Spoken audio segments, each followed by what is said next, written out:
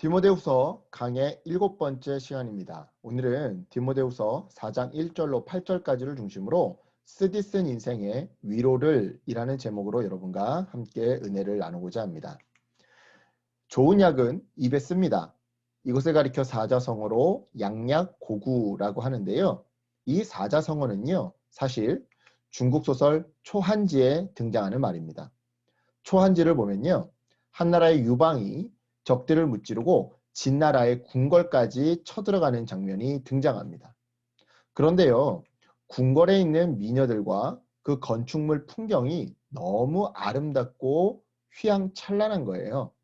그래서 그만 넋이 나간 유방이요, 그 궁궐에서 떠날 생각을 하지 않고 계속 머무르려고 합니다. 이를 지켜본 한 신하가요, 유방에게 진심 어린 충고를 합니다. 하지만 유방은 전혀 귀담아 듣지 않죠. 그러자 당량이라는 신하가 유방을 향해 나서서 이렇게 말합니다. 충성스러운 말은 귀에 거슬리나 행동에는 이롭고 좋은 약은 입에 쓰나 병에는 이롭습니다. 이 말을 듣고 다행히 유방은요, 큰 깨우침을 얻었다고 합니다. 그리고서는 궁궐을 나와 마침내 대업을, 중국의 천하 통일을 이루게 되었죠. 그렇습니다. 입에 쓴 게 몸에 좋습니다. 물론 그렇다고 해서 단 게 무조건 몸에 나쁘고 따라서 필요 없다라는 말을 하는 것은 아니죠. 우리 몸에 반드시 필요한 영양분이 세 가지가 있는데요. 바로 탄수화물, 단백질, 지방이거든요. 이 중에서 탄수화물이 바로 단맛을 내는 당의 기본 단위입니다.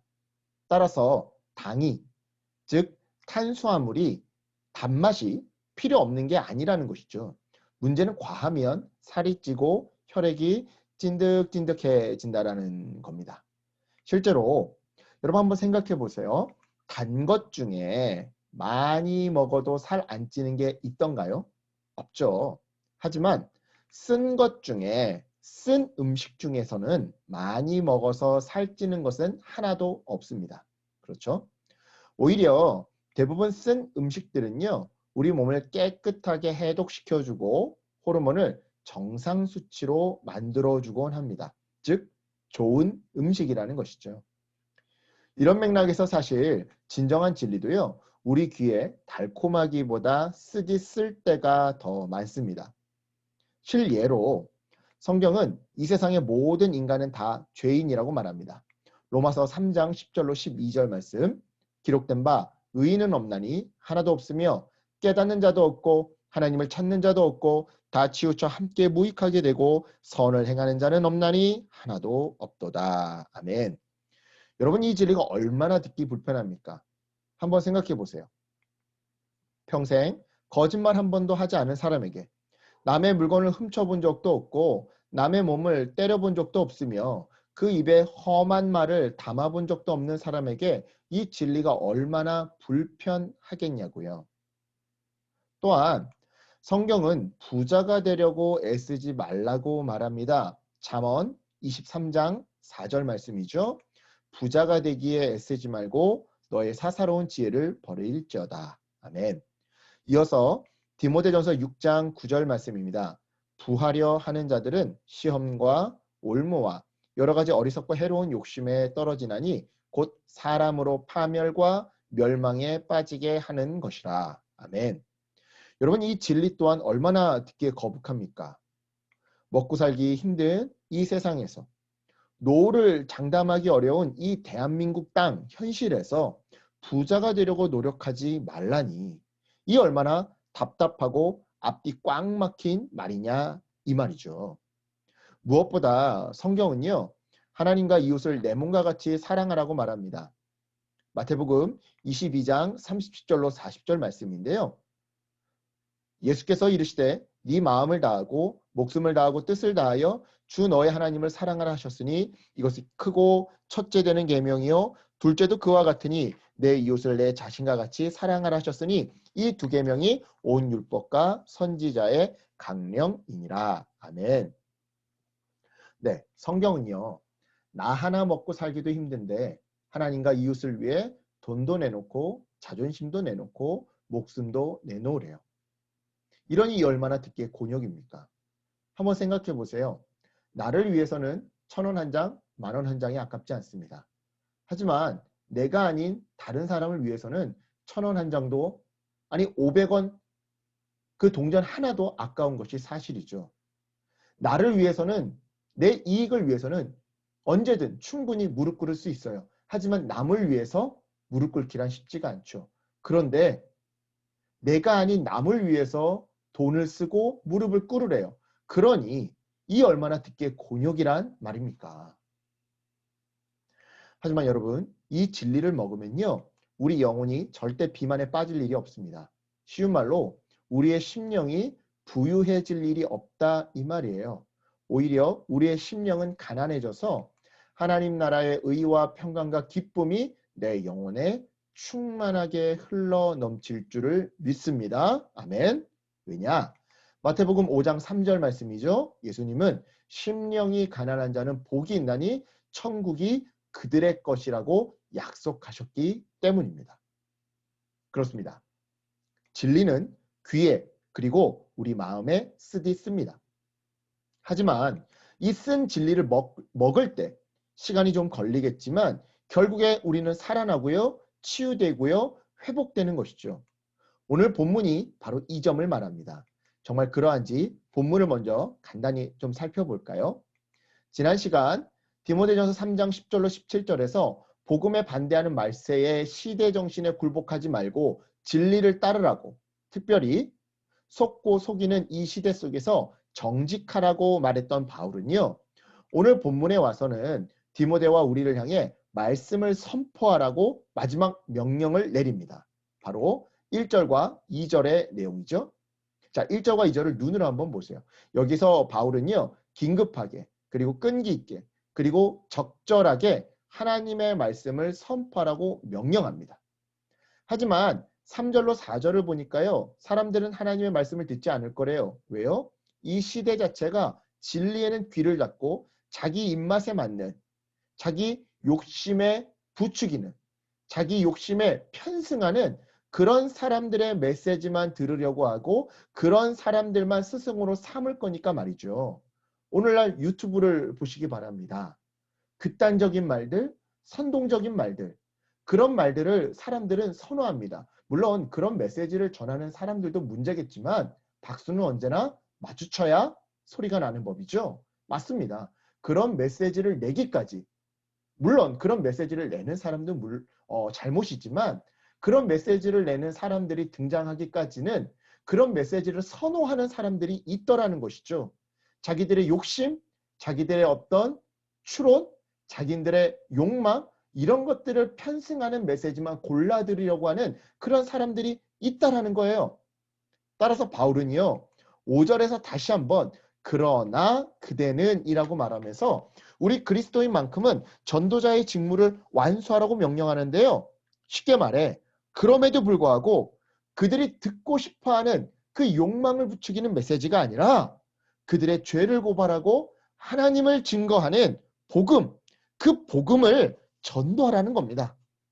그러면서 바울은요, 디모데에게 순교를 앞둔 자기의 지난 삶과 그럼에도 불구하고 포기할 수 없는 그의 비전에 대해 들려주는데요. 바로 6절로 8절까지의 내용입니다. 이 부분에서 바울은요, 자신의 지난 인생은 마치 하나님께 바쳐진 전제 제사물과 같다고, 이 전제 제사란 뭡니까? 고기나 빵에 포도주를 다 들이부어서 바치는 그런 다 부어드리는 제사를 의미하죠. 자, 마치 하나님께 바쳐진 전제물과 같다고 설명하는데요. 즉 자신의 건강이 되었든 재물이 되었든 지식이 되었든 모두 다 아낌없이 하나님께 다 부어드렸다라는 겁니다. 그리고는 이어서 희생과 고난이 따랐던 자신의 사명을 다 마치고 믿음을 지켰다고 말하면서, 따라서 비록 로마 황제의 법정에서 유죄 판결을 받고 목이 잘려나가는 순교를 당할지라도 믿음을 지킨 자기 자신에게 주님께서는 의의 면류관을 주실 것이라고 확신하죠. 덧붙여 이 의의 면류관은 바울 자기 자신뿐만 아니라 바울처럼 그리스도를 믿고 따르는 모든 사람들에게도 동일하게 주어질 것이라고 확신하는데요. 여기까지가 바로 간추린 오늘 본문의 내용입니다. 그렇다면 이러한 오늘 본문을 통해 주님이 우리에게 주시는 메시지는 무엇일까요? 먼저 첫 번째로 주님은 반드시 의로운 재판장으로 다시 오신다라는 메시지입니다. 자, 본문 1절과 7절 그리고 8절을 읽어볼 텐데요. 먼저 1절을 우리 세번역 성경으로 읽어보겠습니다. 나는 하나님 앞과 산 사람과 죽은 사람을 심판하실 그리스도 예수 앞에서 그분의 나타나심과 그분의 나라를 두고 엄숙히 명령합니다. 아멘. 이어서 7절과 8절 역시 세번역 성경으로 읽어보겠습니다. 나는 선한 싸움을 다 싸우고 달려갈 길을 마치고 믿음을 지켰습니다. 이제는 나를 위하여 의의 면류관이 마련되어 있으므로 의로운 재판장신 주님께서 그날에 그것을 나에게 주실 것이며 나에게만이 아니라 주님께서 나타나시기를 사모하는 모든 사람에게도 주실 것입니다. 아멘. 그렇습니다. 예수님은요, 이 세상 마지막 순간 의로운 재판장으로 다시 오셔서 믿음을 지킨 사람들을 인정해 주시고요. 아니, 이 세상의 마지막까지 갈 필요도 없습니다. 내가 설령 지금 당장 죽어서 하나님 앞에 서게 된다면 예수님은 의로운 재판장의 신분으로 나를 변호해 주신다라는 거예요. 바로 이 진리에 대한 확신이 있었기 때문에 바울은 고난과 희생을 견디며 전도의 사명을 다할 수 있었던 것이죠.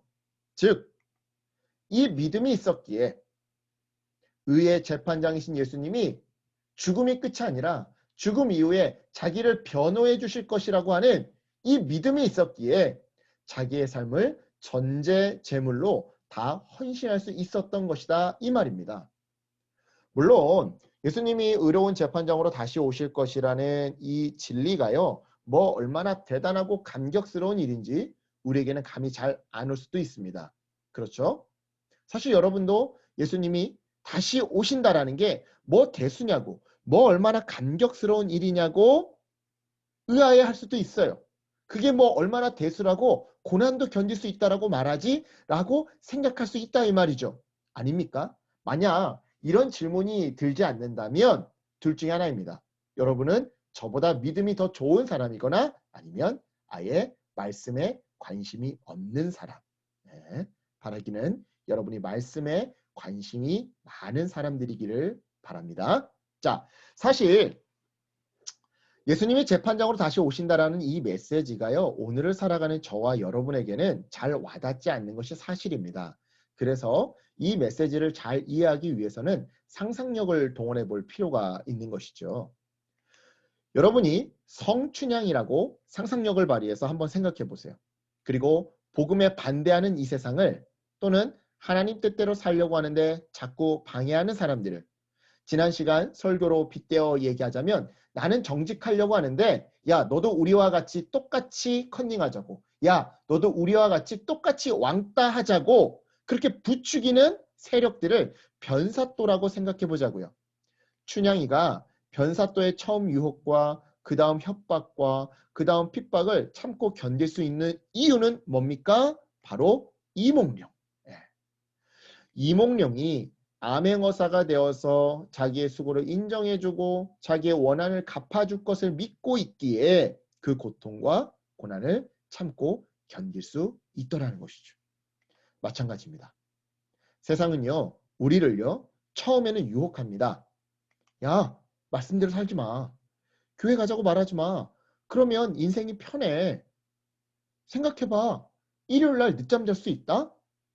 교회 갈 시간에 차라리 조기 축구에 나가면 친구들이 너를 더 좋아하게 될 거야. 이렇게 말이죠. 하지만 그럼에도 불구하고 그 말을 안 듣고 신앙을 잘 지키잖아요. 그러면 유혹 다음에 협박을 합니다. 너 자꾸 그러면 따돌림 당한다. 너까지 왕따 당한다. 너 인생이 굉장히 고달파진다. 너 늦잠 못 자서 피곤해진다. 하지만 그럼에도 또 전도하며 신앙을 지키잖아요. 그러면 나중에는요, 그 유혹을 포기할까요? 그 협박을 포기할까요? 아니요. 오히려 더욱더 큰 고난과 핍박과 멸시를 선물합니다. 시쳇말로 이제는 주먹이 날아간다 이 말이죠. 하지만 우리에게는 누가 있다라는 겁니까? 예수님이 있다라는 겁니다. 마치 이몽룡이 암행어사가 되어 나타나듯이 예수님이 의로운 재판장으로 다시 오신다 이 말이에요. 다시 오셔서 믿음을 지키기 위해 흘렸던 우리의 눈물을 닦아주시고 우리를 고통과 수치에서 건져주신대요. 따라서 여러분, 이 믿음을 지키고 말씀을 전하는 일이 어렵더라도요. 포기하지 마시기 바랍니다. 특별히 가족 구원을 위해 또는 내 주변 사람들의 구원을 위해 당하는 그 고난과 눈물 앞에 절대 무릎 꿇지 마세요. 예수님이 이 땅에 재림하실 때에 여러분의 그 삶을 인정해 주시고 의의 면류관을 씌워 주실 겁니다. 아니 오늘이라도 이 생을 떠나 주님 앞에 섰을 때에 잘했다 내 딸아, 고생했다 내 아들아, 내가 너의 눈물을 안다 라고 말씀해 주시면서 우리를 끌어안아 주실 겁니다. 그러니 힘내시기 바랍니다. 포기하지 마시길 바랍니다.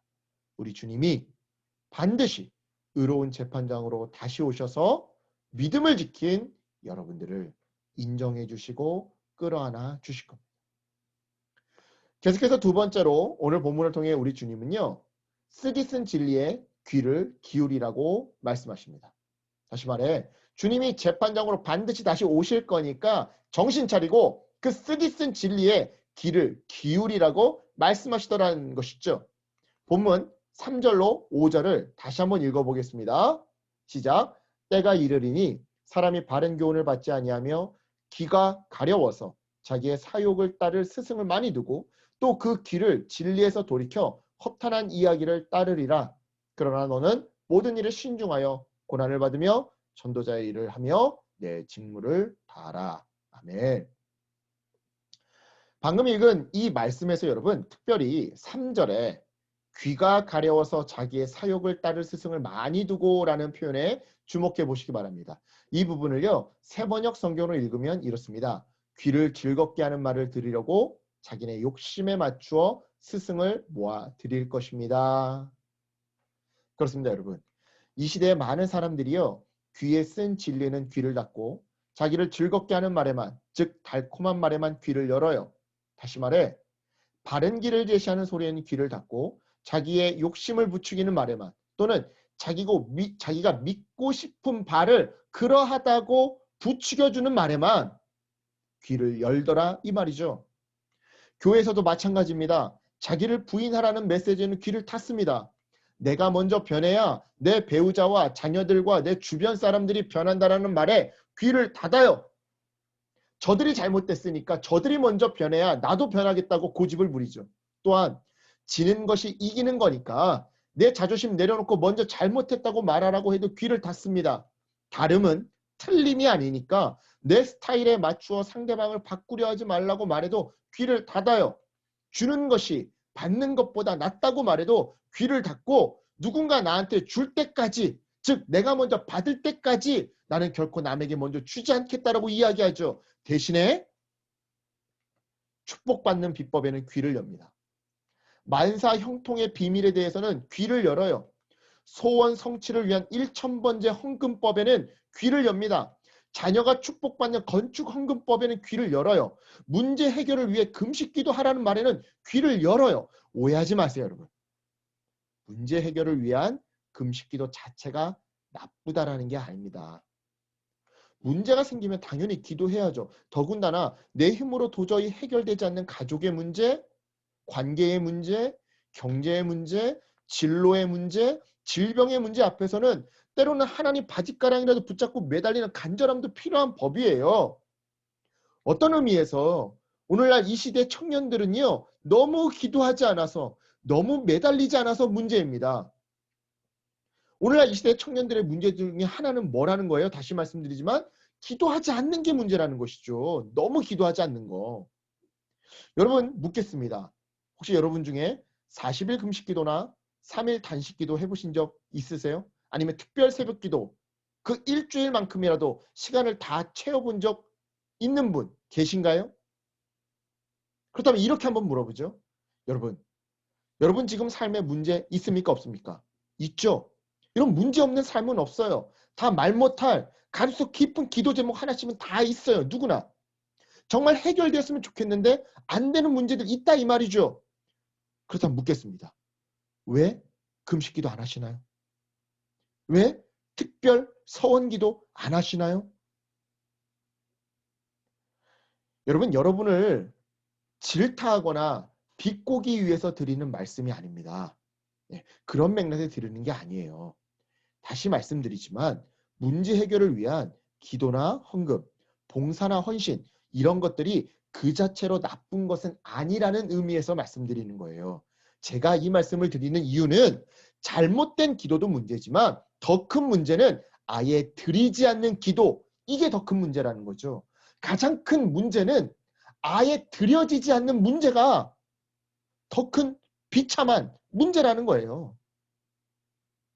따라서 오해 없이 듣기를 바랍니다. 오늘 이 말씀은요, 어디까지나 헌금과 기도, 봉사와 헌신 생활을 이미 하고 있는 사람들에게 주어지는 말이에요. 즉, 왜 습관적이고 반복적인 내 안의 죄를 끊어내기 위해서는 금식하지 않으면서 소원 성취를 위해 금식기도 하라고 하면 그토록 열심히 하냐 이 말이에요. 뿐만 아닙니다. 새벽제단 좋죠. 저도 이 새벽제단 통해서 하나님 음성 참 많이 들었더랬습니다. 하지만 하나님을 더 알아가기 위한 순수한 목적으로 새벽제단 쌓으려고 하면 잘 안 하면서 왜 승진을 위해 합격을 위해 대박을 위해 새벽제단 쌓으라고 하면 그때는 그렇게 열심히 쌓냐 이 말이에요. 여러분 다시 말씀드리지만 여러분을 비난하기 위해서 이 설교를 하는 것이 아닙니다. 이것은요 저에게도 적용되는 메시지예요. 저도 그래요.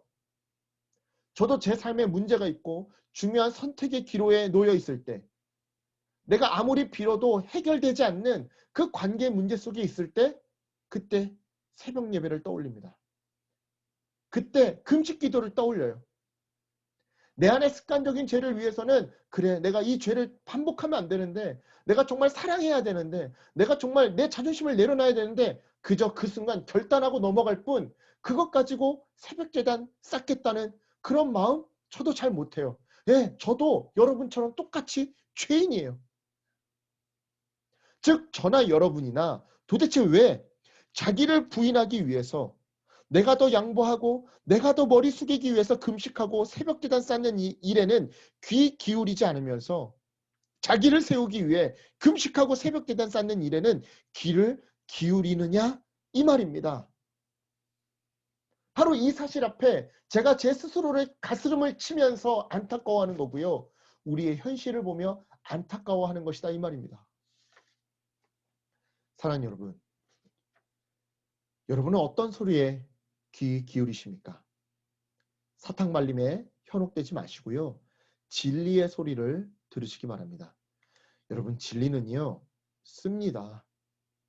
진리는요. 나보고 먼저 끌어안으라고 말하고요. 나보고 먼저 참으라고 말합니다. 진리는 무엇을 먹을까 무엇을 입을까 염려하지 말라라고 말하고요. 눈에 보이는 현금이 아니라 눈에 보이지 않는 하나님을 의지하라고 말합니다. 진리는 예수님이 그 억울함을 풀어주실 테니까 참고 견디며 저주라고 말합니다. 지는 것이 이기는 것이니까요. 무엇보다 진리는요. 때를 얻든 못 얻든 복음을 전하라고 말합니다. 시대가 어떠하든 정직하라고 말합니다.